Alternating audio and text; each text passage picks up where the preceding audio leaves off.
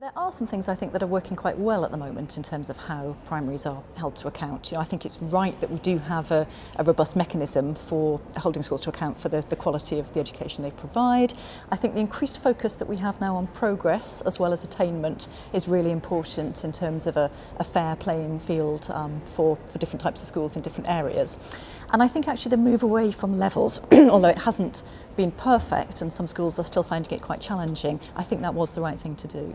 But there are also quite a few things that aren't working about the current system that I think we do need to look at. So I think at the moment the statutory assessments at the end of Key Stage 1 and Key Stage 2 are used for too many purposes, and those can cancel each other out and be unhelpful. I think that the high stakes nature of assessment at primary is distorting the curriculum, and I think that's again something that we need to look at. I think the focus on teacher assessment as part of the high stakes accountability system is also quite challenging. There are good reasons for including teacher assessment, particularly of writing, but I think we do need to look at whether that is sufficiently robust and reliable for the uses to which it's put.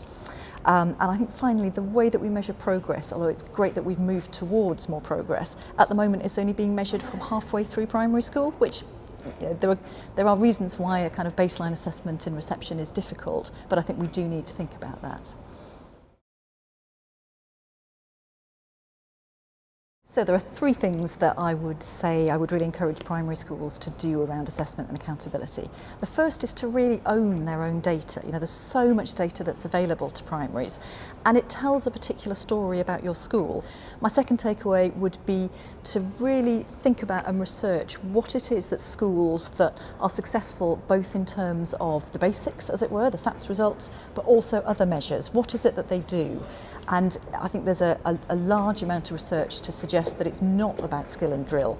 It's about that broad, rich, balanced curriculum that actually enables you to succeed in the basics as well as beyond.